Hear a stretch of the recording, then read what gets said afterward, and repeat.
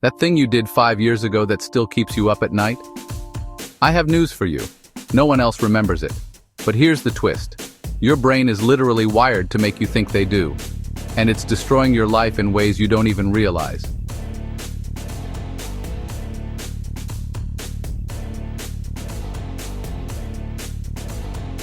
Welcome to Balance Unleashed, your sanctuary for holistic well-being. Here we explore the intricate tapestry of life, seeking harmony between mind, body, and spirit. Let me tell you about the worst moment of Jay's life. He was giving a presentation to 200 people. Mid-sentence, he completely blanked. Just nothing. For what felt like an eternity, he stood there, mouth open, face burning, while everyone stared. He was convinced his career was over, that everyone in that room would forever remember him as that person who choked. For months afterward, he'd lie awake replaying it, obsessing over every horrified face he thought he saw, imagining the conversations people must be having about how incompetent he was. 6 months later, he ran into someone who was there. He braced himself. And you know what they said? "Great to see you again. Remind me, have we met before?" They didn't remember. Not the presentation, not the moment, not him. And that's when he realized he'd been trapped in what psychologists call the feedback loop from hell. Here's what's actually happening in your brain.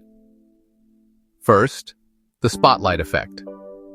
In the year 2000, psychologists did a brutal experiment. They made college students wear embarrassing t-shirts, we're talking Barry Manilow-level cringe, then walk into a room full of people. Afterward, they asked the students, "How many people do you think noticed your shirt?" The students guessed about 50%, the actual number, 25%. And here's the kicker. When they wore cool shirts with Bob Marley or Martin Luther King Jr., students overestimated recognition by 6 times. Your brain has a built-in megaphone that amplifies how much you think people notice you. Psychologists call this the spotlight effect. You feel like you're always center stage under a harsh spotlight with everyone watching your every move. But here's the truth. Everyone else is worried about their own spotlight. Second, social comparison theory. Now you might be thinking, okay, but sometimes people do notice. Sometimes they do judge. You're right. And that's where it gets darker. In 1954, a psychologist named Leon Festinger discovered something disturbing. Humans are hardwired to compare themselves to others. It's called social comparison theory, and it's an evolutionary survival mechanism. Our ancestors needed it to understand, am I strong enough, smart enough, do I belong in this tribe? But in 2025, this ancient wiring has become our greatest weakness. Because now, instead of comparing ourselves to the 50 people in our village, we're comparing ourselves to 5 billion people on social media, and we're only seeing their highlight reels. Studies show that Instagram use directly increases social anxiety and tanks self-esteem. Students who scroll through Instagram before an exam perform worse and feel worse about themselves. And here's the truly insidious part. The more inadequate you feel, the more you scroll, searching for validation, which makes you feel worse, which makes you scroll more. It's a feedback loop from hell. Let me tell you what this loop cost Jay. He stopped applying for jobs he wanted because what if he isn't not good enough? He deleted posts that got fewer than 100 likes within an hour. He said no to parties, events, opportunities, not because he didn't want to go, but because he was terrified of that moment when someone would see through him, when they'd realize he didn't belong. He was so busy managing how everyone else saw him that he completely lost touch with who he actually was. If you've ever felt this way, I need you to know this is not a character flaw. This is your brain doing exactly what it evolved to do. The problem isn't you. The problem is that your ancient hardware is running modern software it was never designed for. But here's the good news. Once you understand the code, you can rewrite it. I'm going to teach you a technique that changed my life. It's called the So What drill, and it's based on cognitive behavioral therapy, the most scientifically validated treatment for anxiety. Here's how it works. Step 1. Take your fear and follow it to its conclusion. Let's use a real example. You send a text message and immediately realize you made a typo. Autocorrect changed, "I'm excited to meet" to something unfortunate. Your brain screams, "They're going to think I'm an idiot." Okay, so what? Step 2. Challenge the catastrophe. They're going to think I'm an idiot. And then what? Well, they might laugh at me. And then what? They might tell other people. And then what? I guess they'd forget about it eventually. People make typos all the time. And then what? Nothing. Literally nothing happens. Step 3. Reality test the fear. Has anyone ever stopped being your friend because of a typo? Has anyone lost a job over a single autocorrect fail? No. Because here's the truth that research proves over and over. People aren't thinking about you nearly as much as you think they are. Not because they don't care about you, but because they're too busy worrying about their own typos. Let's do another one, a harder one. You trip and fall in front of a crowd. Everyone saw, I'm so embarrassed, they think I'm clumsy. So what? And then what? They might laugh. And then what? They'll remember this forever. Will they though, remember my presentation disaster? The person who was there completely forgot I existed. And then what? Okay, maybe they forget. But what if they don't? What if someone records it and it goes viral? And then what?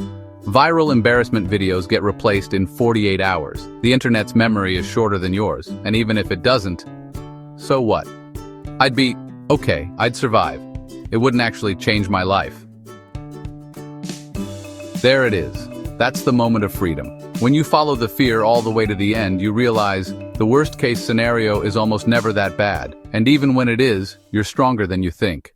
Here's what happens when you practice this drill. Your brain starts to learn that most of your fears are false alarms. That spotlight you feel, it starts to dim. Not because you stop caring about people, but because you stop letting imaginary judgments control your life. You start to notice something incredible. Other people are just as scared as you are. That confident person at the party, they're worried about their outfit. Your boss, who seems so put together, they're replaying that awkward thing they said in the meeting. The influencer with perfect photos. They took 200 shots to get that one image. Everyone is fighting the same battle. And when you realize that, something shifts. Compassion replaces comparison. You stop seeing everyone as judges in your trial and start seeing them as fellow humans, all trying to figure it out.